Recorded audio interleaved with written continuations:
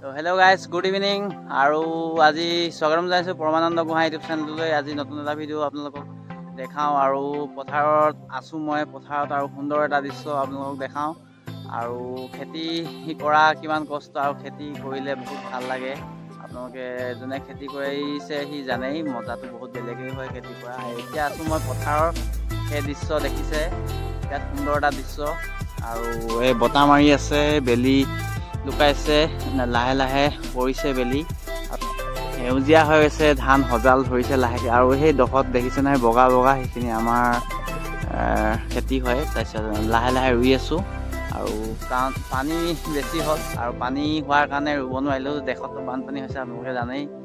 মানে অসমতে হৈছে বিশেষ, দেশ বুলি নহয় আৰু অসমৰ কিছু কিছু অঞ্চলত বানপানী হৈছিলে, মাথাউৰি ভাগিলে। তথাপিতো সেইকাৰণে অলপ আমাৰ ইয়াতো পানী হৈছিলে। ইয়াত ধুনীয়া ধুনীয়াকৈ পিছতীয়াকৈ হ'লেও খেতি ৰুলে, আৰু ধান খেতি ৰোৱা হ'ল, ধান লগোৱা হ'ল। আৰু এইফালে অলপ আছে, এইফালে দেখিছে নহয়, এইবোৰ ৰোৱা নাই।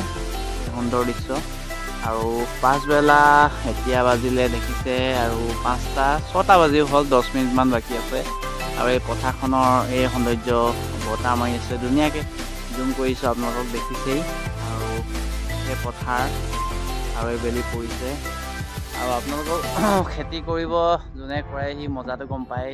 কঠীয়া পেলোৱা আৰু ধান লগোৱা, ভুঁই ৰোৱা, হাল বোৱা, বহুত কষ্ট হয় খেতি কৰিলে। কিন্তু সেই কষ্ট কৰাৰ পাছতহে আমি চাউল মুঠি খাব পাওঁ। চাউল, তাৰ পৰা ভাত উৎপন্ন হয়। খেতিয়ক মানুহৰ বহুত ভাল লাগে, যোনে খেতি কৰি মজা পায়। চাওক ভিডিঅ'বোৰ আগলৈ, আৰু ধুনীয়াকৈ দেখাই দিছোঁ অলপ। Thank U. আৰু ভিডিঅ' এইটোৱে হ'ব আজিৰ।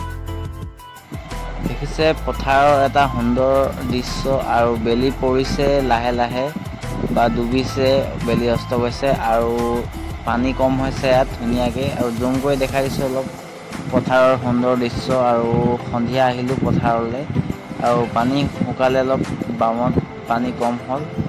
আৰু আমাৰ কিছু দৃশ্য দেখিবলৈ পাব, এইফালে ৰোৱা নাই, ধান লগাব লাহেকৈ। আৰু পানী কম আছে, আৰু লাহে লাহে হ'ব, ধান লগাব। আৰু আমাৰ এই ৰোৱনী লগোৱা, ধান লগোৱা দৃশ্যবোৰ দেখাই দিছোঁ। আমাৰ যোনটো সময়তে মই আপোনালোকক দেখাইছিলোঁ, ইয়াতে ধান লগাই আছে ৰোৱনী। আৰু পানী বহুত বেছিয়ে হৈ আছে, এআঁঠুমান হৈ গ'ল পানী, এহাতমান, আৰু তাতকৈ বেছিয়ে পানী। কঠীয়া পেলাই থোৱা আছে ধুনীয়াকৈ, কঠীয়া পেলাইতো ঘৰৰ পৰা আনি থ'ব, কষ্ট হয়। কিন্তু খেতি কৰা মজাটোৱে বেলেগ। যোনে খেতি কৰি পাইছে ন, সি বহুত ভাল পায়, আৰু ভালো লাগে।